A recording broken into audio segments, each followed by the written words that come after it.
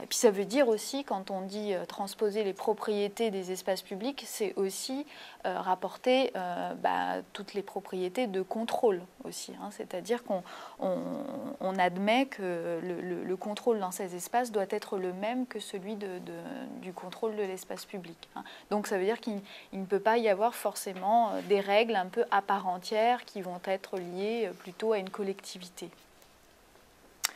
Alors, à l'inverse, on peut parler d'espaces semi-privés. Hein. Donc là, on va insister davantage sur ces espaces comme des extensions de la sphère publique.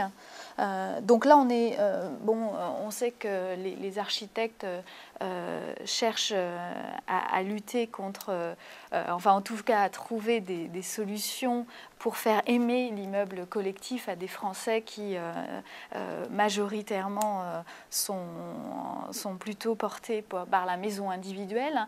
Donc ces espaces sont effectivement considérés comme, enfin on va rechercher dans ces espaces la recherche plutôt d'une plus-value.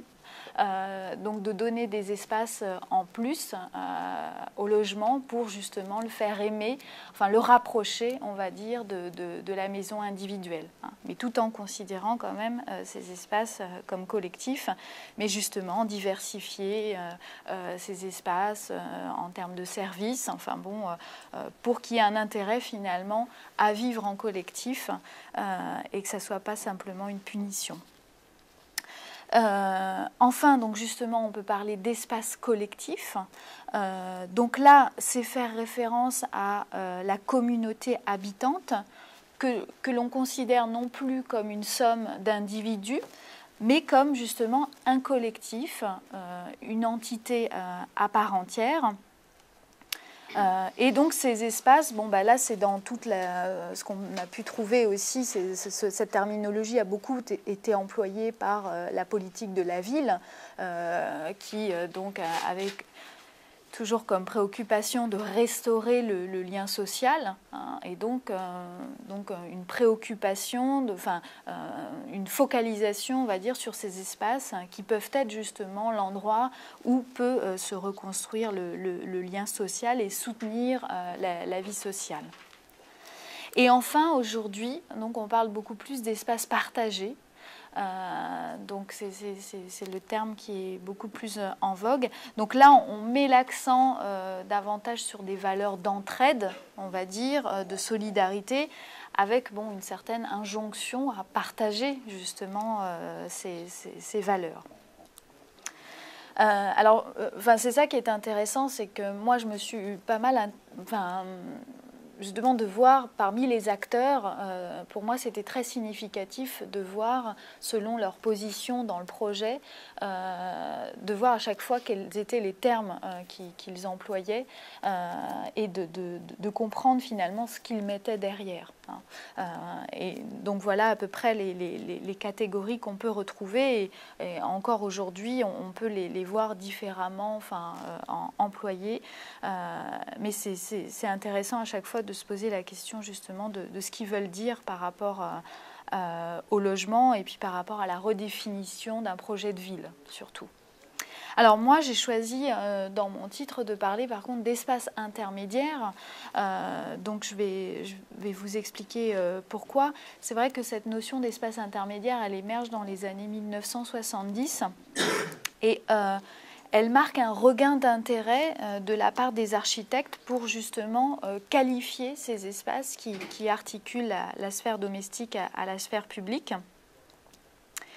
Et donc la réflexion sur un statut d'espace intermédiaire va naître de la mise en évidence justement d'une zone entre deux qui donne sens, donc là je cite une définition de Philippe Bonin, qui donne sens et qualité à l'espace du logement. Donc on est dans la période post-grands ensembles et la démarche vise justement à retrouver les propriétés d'une catégorie d'espace apparue négligée dans les ensembles fonctionnalistes, voire même évacuée. Et donc ce mouvement se crée en effet en réaction à l'expérience des grands ensembles qui, elle, est qualifiée d'anti-urbaine et surtout où on considère que les éléments traditionnels de la ville ont été niés. Donc il est reproché à cette pensée fonctionnaliste d'avoir produit justement une architecture du non-rapport où les masses bâties sont pensées comme des objets dans un vide et non en tant que relation d'une chose avec une autre.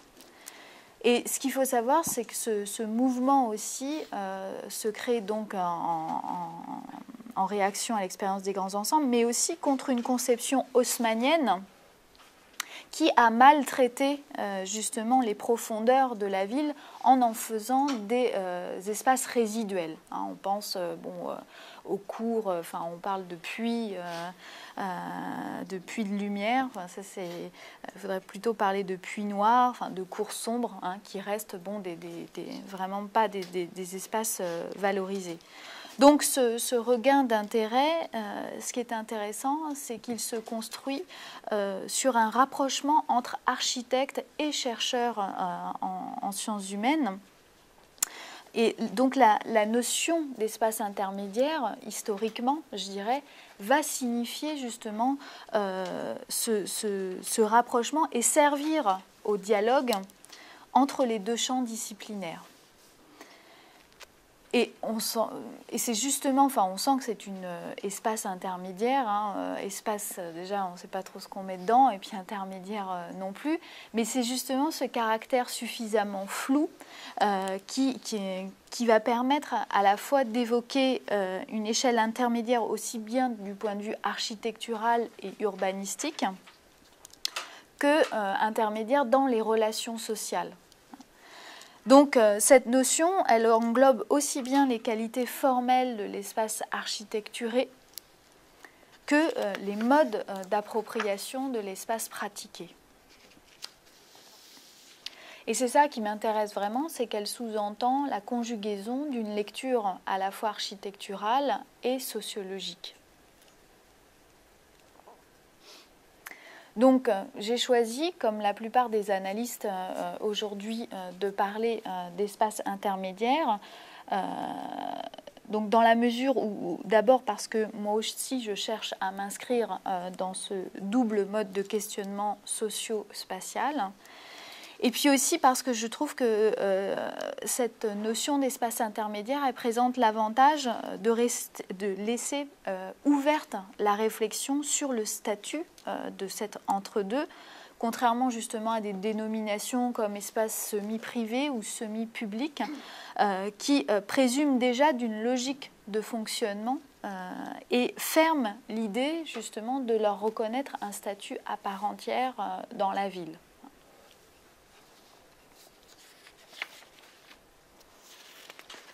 Donc voilà ce que je voulais préciser d'abord d'un point de vue terminologique. Donc maintenant je vais aborder mon cas de figure. Je ne sais pas combien j'ai pris de temps.